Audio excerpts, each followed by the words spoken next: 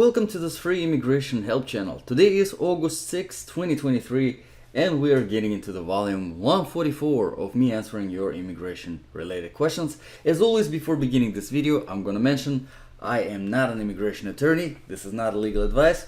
All the information provided in these videos on this channel are directly from official government sources like USCIS and of course the Department of State with their visa bulletin. So let's start with the very first comment from Epoli Masango 2441. Greetings, sir. Welcome back to the Slowly program. How will you know that you are documentarily qualified? Does it concern the beneficiary or the petitioner? Thanks. Epoli, thank you very much for another comment. I appreciate it. Always appreciate your questions. It's a really good question. So whenever it comes to becoming, documentarily qualified, it pertains to family immigration, obviously the I-130 petition for alien relative. And yes, it concerns both beneficiary and the petitioner because both of them actively are participating on the NVC portal, filling out, as a beneficiary, technically as it would look in an ideal situation. You have beneficiary filling out the form DS-260, which is really an application for an immigrant visa. In preparation for the immigration interview in the U.S. Embassy. And then you have the petitioner filling out the Affidavit of Support to qualify themselves. That's why we have documentary qualification, to qualify themselves as a successful sponsor on the petition. Because you have to keep in mind that, petitioner is not just, on I-130 is not just someone who is, submitting all the documents and saying, hey, I am, let's say, U.S. citizen now or a permanent resident and I'm petitioning for my relative to come here based on my status. No, they're also a sponsor, which means they are taking the full financial responsibility for the beneficiary. Yes, so by filling out that affidavit of support, the petitioner, who has to be the sponsor, the main sponsor, and obviously if their sponsorship doesn't work out, if they don't make enough income, they have to find a joint sponsor, so far so forth. But let's say if everything is good, in the affidavit of support, they're showing all the financial information. That's why we have the minimum income requirements that show that that's it. He's making enough money or she's making enough money to bring a person into the United States and take the full financial responsibility for that person. Anything happens, maybe poverty, maybe some kind of medical emergency, whatever it is, everything, all of that, the person, the beneficiary who came into the United States, who was sponsored to come into the United States by their relative, they will not be a burden basically on an American taxpayer or on the American government. They won't be able to claim any kind of benefits, any kind of free medical, Medicaid, Medicare, whatever it is, full responsibility on the sponsor. So yes, NVC becoming documentarily qualified definitely concerns both the petitioner and the beneficiary. Both submit the documents, both submit some certain forms. Now, as a petitioner, they can log in and fill out everything for a beneficiary. If they speak English, especially, better than the beneficiary, or beneficiary doesn't understand something, or the other way around, it really doesn't matter. As long as it is, within the family, helping each other out, there is really no difference. Now, to answer your question, how will you know? Believe me, you're definitely going to know. Once your I-130 is approved by USCIS, the case is transferred to the NVC. Once NVC receives your case, it depends on if the immigrant visa is already available or if you're dealing with the visa bulletin and you have to wait for the availability of the immigrant visa. They will send you the welcome letter.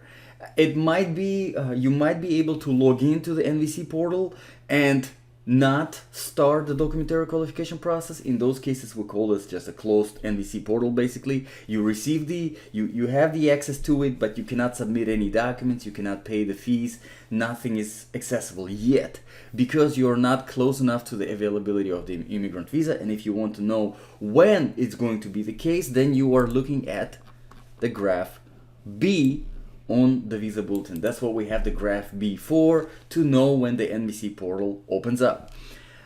If it opens up, when it opens up, or if the immigrant visa is readily available, if it's immediate relative category or conditional relative, something along those lines. We'll talk about that probably if I ever get a question about it. In those situations, then yes, NVC, immediately you have the full access to the portal. You start your documentary qualification, and basically on your end to basically complete it and start it is you're paying the fees, you're submitting DS-260 and Affidavit of Support, and you're submitting requested documents. For everyone who has not done the documentary qualification process yet, I would highly recommend checking out the video on this channel that is called Documentarily Qualified. What does it mean? Check it out. I show the real NVC portal in there. You can take a look, see what it looks like. That was already documentarily qualified, what the whole process entails. Once everything is submitted, it can take up to, sometimes it takes longer, especially if there's back and forth.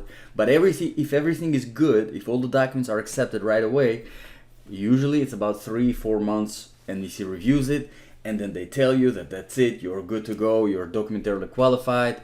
The next step is the interview. Obviously, medical examination before the interview, but you do it after the interview is already scheduled, after you get your notice of the interview. So, Epoli, hopefully I was able to answer your comment. Let me know if you have any follow-up questions, comments. I'll always appreciate it. Let's move on to the next one from Denise Tufour 958. Denise, thank you for another question. Always appreciate your comments. Right here, the icon means that Denise is one of the top commenters on this channel. So appreciate, Denise, you logging into these videos, watching them, and asking the questions. Really means a lot to me. Hi, sir. I got the welcome letter about some weeks ago. Wow, that's awesome. Congratulations. The portal is open. I filled my DS-260 form. I'm in the F11 category. Priority date is March 2017. Any advice?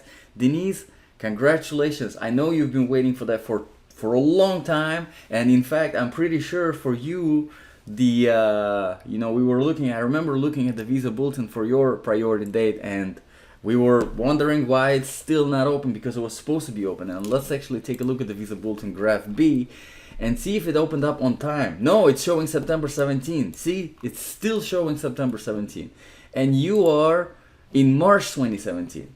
So your portal was supposed to be open like, let's see, September, March, horrible math here, sorry. March is number 4, right? No, it's number 5. April is number 4, and then September. So your portal should have been open like 3-4 months ago, and you just now weeks it's open. It's good it's open, but I'm really glad it's open. I'm extra glad it's open. Why? Because it was like 3-4 months overdue.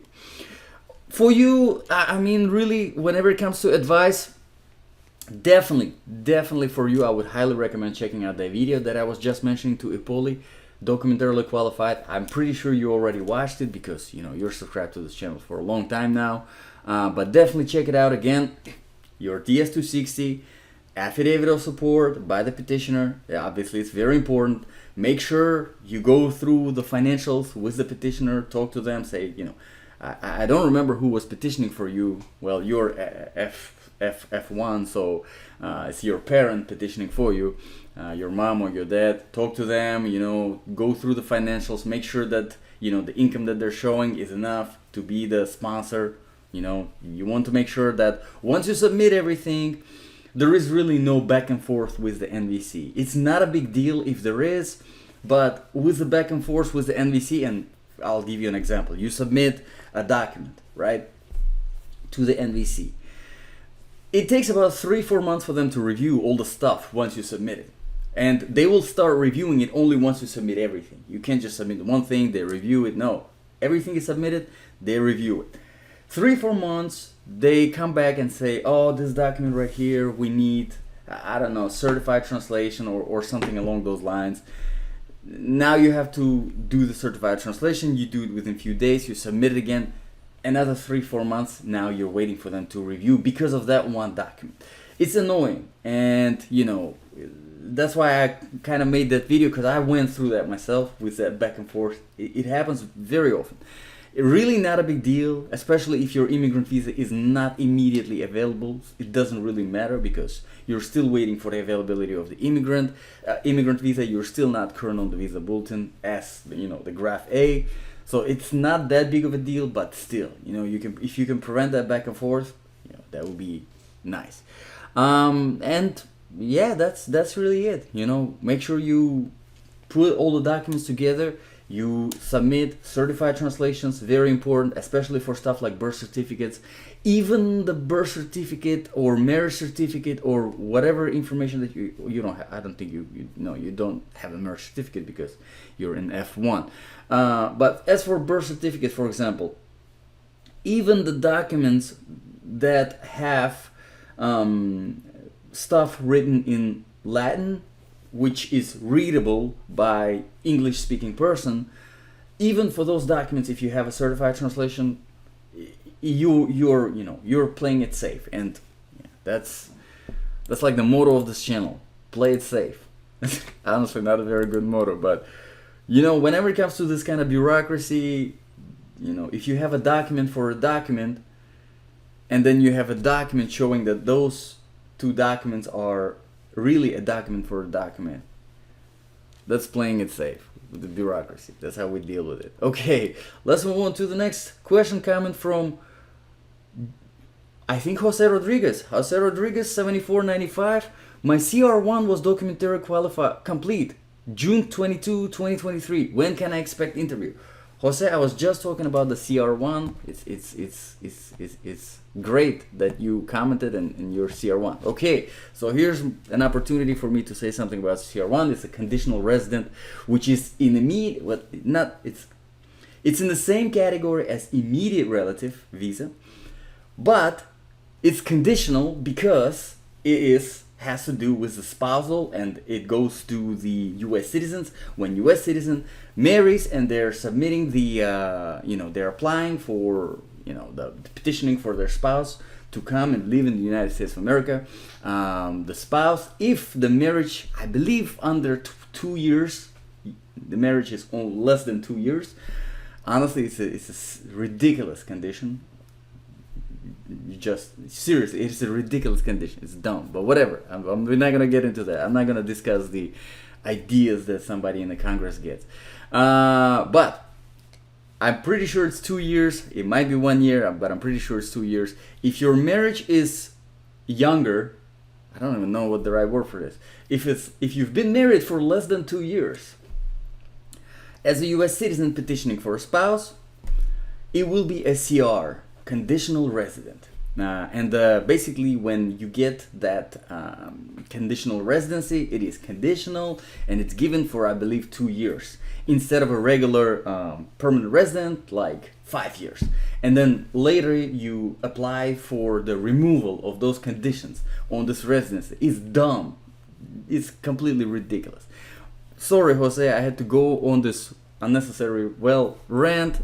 Anyway, for somebody it's going to be beneficial, for somebody it doesn't, but I really always wanted to say something about the CR1 and you gave me the opportunity. But here's the thing. You are documentarily qualified, so congratulations. Very, very recently too, just a couple months ago. Because the CR1 is in the same category as immediate relative, it means that the immigrant visa is already available. So really, now you are just waiting for the interview to be scheduled, and there is a chance that it might have been already scheduled. It's just you didn't get the notice, because the notice is sent when you're notified of the interview. You're notified 30 days before the actual interview, and it's done so that you have 30 days in order to complete your medical examination. There is a conversation coming from somewhere, Department of Homeland Security or whoever, but I heard that conversation that they are planning to get rid of that requirement and actually increase that time to 6 months, meaning that now if your interview is scheduled 6 months in advance, you're gonna know 6 months in advance that your interview is, let's say if it's scheduled in January 1st 2024 and scheduled for see, my math is horrible. I'm doing this math examples and they're horrible. But let's say it's scheduled for January 2024. Instead of finding out on December 2023, on December 1st, let's say it's January 1st, 2024, on December 1st, 2023, by current regulations, you will find out that your interview is scheduled. 30 days, right? If they do 6 months, then you will be finding out in June or July 2023 that your interview is scheduled in January 2024, and you will have the whole 6 months in order to do that medical examination, which makes things much easier. And honestly, they shouldn't even have those, once the interview is scheduled, they just need to let people know that it is scheduled. So a few things, Jose, you can do. So it's been June 22, so it's July, so it's been like a little bit over a month and a half. Usually it can take 3-4 months before your interview. Personally, in my situation, in immediate relative category, when I was petitioning for my parents, it took 9 months for them to get their interview and get their immigrant visa. And that's 9 months literally just waiting for that interview to be scheduled. That's after becoming documentarily qualified. It really depends on how busy the U.S. Embassy is.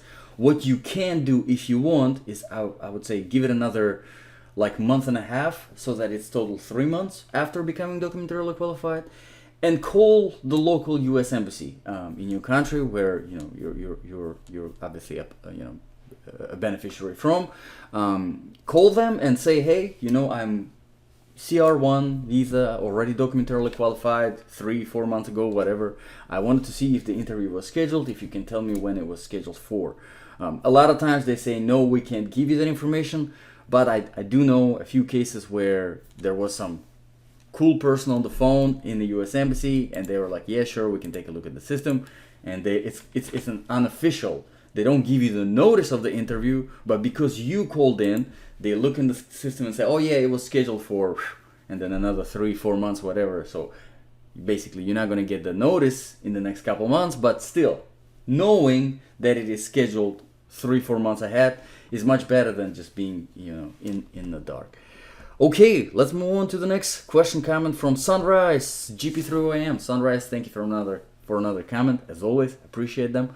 Thank you again, and sorry because my mistake about Form I-864, no worries at all. But I have good news. I finished Form DS-260. I pray everything will go well. That's good. Now I will start with I-864. I have a question about Form I-864. If they have any expiration date. Thank you, and we appreciate what you're doing for us. Sunrise, thank you for another kind comment. It really means a lot. I really appreciate them. I appreciate all your questions. So whenever it comes to with the I-864, you don't have to worry about the expiration date. Let's say if you started, the progress is saved as far as I know, because I personally did that and actually started both the DS-260 and I-864, and I had to stop 3 or 4 times because I was verifying the information, and that's how it goes. You can save the progress in the NVC portal, so there is no expiration date. Yes, there is timeline. And I believe it is 6 months, and within the 6 months you have to submit all of your documents and basically submit everything for the review to become documentarily qualified, but that's really the only thing. Now I'm gonna add to this answer for everyone else who's watching regarding the expiration on the forms.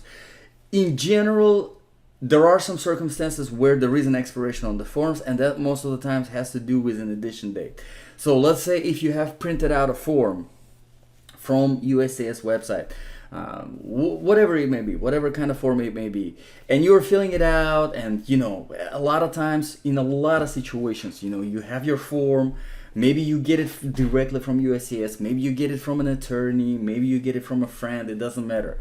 You're working on it, you're filling it out, you're working with an attorney, you're collecting the documents, preparing the application package. It might take, a few months easily. A lot of applications, it might easily take a few months to put it all together. Before sending those documents in, make sure that you go to the USCIS website, and I'm going to use this as an opportunity to demonstrate some navigation, as I always do in every video, just to show that at first it might be scary, to navigate this website, and confusing and overwhelming, but it's pretty straightforward and you can figure it out. And if you do, it will be much better. You will be much better off for yourself with your immigration case. So this is the official government website from U.S. Citizenship and Immigration Services, uscis.gov, Always make sure you're getting your information from official government websites. How you can tell is by this .gov at the end. It means the government, only government agencies can get the URL with .gov. So this is what the front page looks like. You can find this link in the description of this video. Click on forms right here, and then click on all forms right here, the very first in the topics, and then you can find all the forms. So let's say you're filing an application for asylum. Find it here. It's 589 application for asylum and for withholding of removal. You don't have to look like this by the number. If you don't know the number, you can just search through everything that is available like this and scroll down until you find by the name of the application for asylum. There you go. Click on it, scroll down, and make sure to check the edition date right here. And this is, I picked somehow, luckily, a good example, because look how recent this edition date is. 03/01/2023. That form was updated just 5 months ago. So if you downloaded or had the I-589 from, let's say, December 2022, there is a risk. Once you fill it out, you put all work into it, you send the application package, and just because it's not the most current edition, USCIS sends it back. In that case, expiration date, yes, it definitely does affect, and it can negatively affect your case, because now you're wasting all this back and forth, especially with paper applications. So Sunrise GP3OM, thank you very much for bringing this up, giving me the opportunity to explain this. Good luck on your documentary qualification journey, and definitely keep everyone updated. I'm sure everyone, when they come to watch videos on this channel, it's not only, answering questions, but it's also very reassuring to hear people like, for example, Denise. If you've been watching, Denise asks a lot of questions, puts a lot of comments, and he was concerned that his portal would not open up, and now it is open. How refreshing it is to know that things are moving along. Okay, let's move on to the next question comment from Paz Sumayit 5181. Good day. The priority date of my son under F2B category is May 25, 2012. We sent all the documents and it was completed and accepted by the NVC. He is for medical and interview. For NVC. He is for medical and interview. How many years more to wait to have his visa? Thank you. Okay. Paz Sumayit, thank you for your comment. Let's take a look at the visa bulletin, F2B category, priority date in 2012. Let's see, F2B, priority date in 2012, and right now it's on September 2015, so it's way before that. Let's see, let me double check again. I'm gonna ask you, what is the chargeability area? Because I'm thinking your son definitely not in all chargeability area, because if they were in all chargeability area, they would have been already 3 years basically past due on the availability of their immigrant of the availability of his immigrant visa, your son. So I'm thinking the chargeability area, it has to be either, let's see, October 2011 here, Philippines or Mexico. So let me know, because if it is Philippines, then your son is just, let's see, when did you say? May 2012. If it's in Philippines, F2B is October 11th, so your son is like November, December, well, it's the end of October, so November, December, and then 6 months, 5 months, so like 7 months away from the availability of the immigrant visa.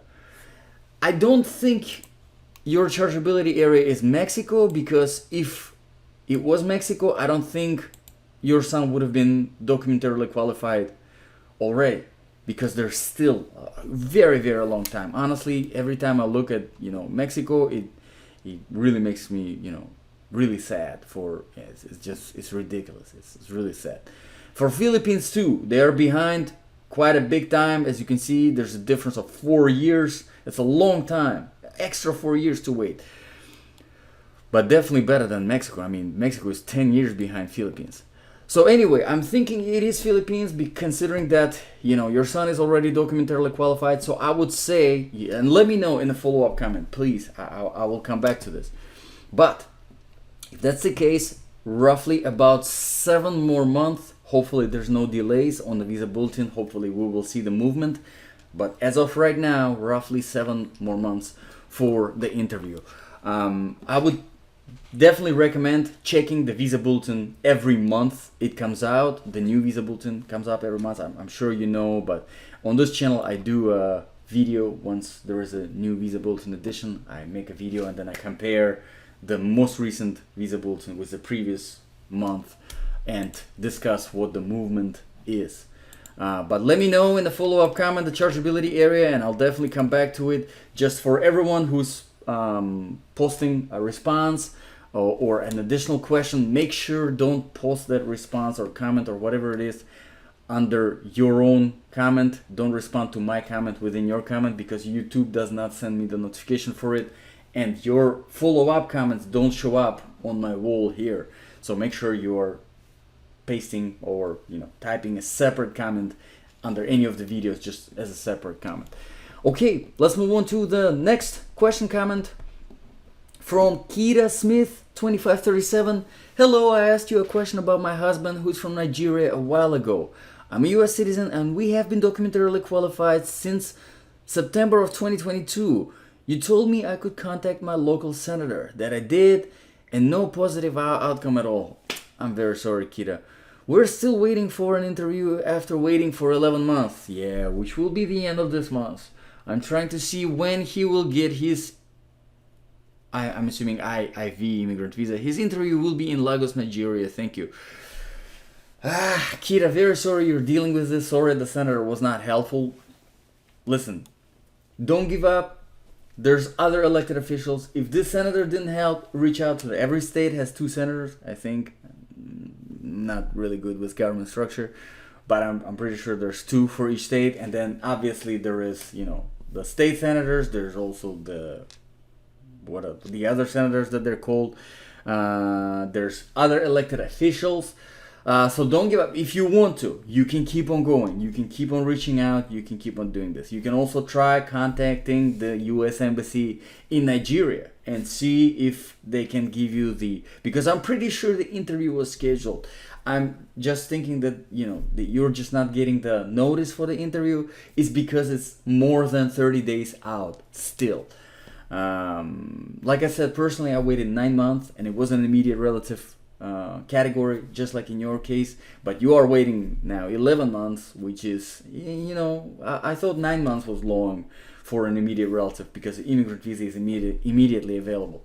But, you know, 11 months is, you know, pushing to a year. It's a little bit ridiculous, honestly, that you have to wait for so long for, it's honestly ridiculous. So still a couple of things that you can do. You can keep on reaching out to elected officials. Just, you know, because what ideally, basically, I wouldn't say ideally, but what you could get from an elected official who is willing to help you, and I think you should put the name of the senator, the local senator that did not help you, so that people know, you know, if you're a US citizen, okay, you're a US citizen and you're petitioning for your husband and you did everything legally. You paid the fees, you've been through the interviews yourself, and, you know, there's a chance that you are a naturalized US citizen. Maybe you are, it doesn't really matter. But you are petitioning for your husband, you're doing everything legally, you paid the fees, your husband will be going, you know, they already went through all of this charade of things. I mean, it's ridiculous just to become documentarily qualified. And now they have to go through the medical examination, they have to go through the interview, and after they come here, they're not going to be immediately US citizen. They will be a permanent resident. So as a permanent resident, in 5 years, they will have to go through the whole naturalization process of going through the interview, doing the background checks, going through the oath ceremony. You're doing all of this the right way, all right? The way the government wants you to do. And now you're reaching out because they're unresponsive, and the senator is not willing to help you. It's, I think you should share the name of the senator so that we can make the senator popular, because I'm sure that's the same senator that would be yelling and screaming about the CNN article or a Fox News article of how the illegal immigration and this and that, and how he should be or she should be reelected. That's the kind of senator that don't help the real immigrants. They only help themselves with their careers, because that's all they care about: the money, the career. So sorry about that, Kira. Sorry that you have to deal with this, and I really hope that it's gonna be resolved soon. Please come back and let me know, let everyone know once you hear back, and if there's any positive updates or if the interview is scheduled. Okay, let's do the very last comment for today from Sheila Rahman 2071. My F4 visa priority date was March 13, 2007, and I have not received a single document yet. What should I do? So Sheila, F4 category, that's force preference, family preference categories, siblings of US citizens, which takes, it's one of the longest, if not the longest. So let's take a look at the visa bulletin. We're going to look at the graph A and see what is going on. So right now on the graph A, we got April 2007. And you are March 2007. Okay, so you definitely should have been already documentarily qualified, and your immigrant visa already available, and not too far from interview being scheduled. And you're saying that you have not received a single document. So let me look at the visa bulletin once again, and I'm gonna actually look at the graph B and see where. Okay, so there is a chance if you are in chargeability area India, if you are chargeability area Mexico, or if you are chargeability area Philippines, then yes, it looks like your NVC portal is still closed. If it is India, then you're roughly about a year away from the NVC portal opening up. Mexico, I mean, it's just crazy. It's 6 more years before the NVC portal opens up, and then Philippines 3 more years roughly before your portal opens up, NVC portal opens up. Obviously, that's when you get your NVC welcome letter. So let me know, please come back to this channel and let me know in the follow-up comment what your chargeability area is. Also, I would recommend reaching out. I don't know if you're a beneficiary or a petitioner on the case, but I would recommend reaching out to, if you're a beneficiary, reach out to the petitioner. If you're a petitioner, reach out to the beneficiary. Kind of coordinate and see if there was maybe any correspondence that was missed, because it's been a long time and you should have at least heard from USCIS saying that, hey, your case is approved, we're transferring to the NVC, at least something. And if that was the case, let me know in the follow-up comment, because I definitely want to give you a little bit of a better estimate, still rough estimates, but better estimates for your situation and figure it out. But I definitely need to know the chargeability area. Okay, let's finish up on this one. Thank you everyone for tuning in. Thank you everyone for your comments, as always. Always appreciate them. It's a blessing for me to be able to do this, to answer your comments, to answer your questions. And if you found them helpful, that's really it. That's why I'm doing this. So thanks again for your time. God bless, and I'll see you all in the next video.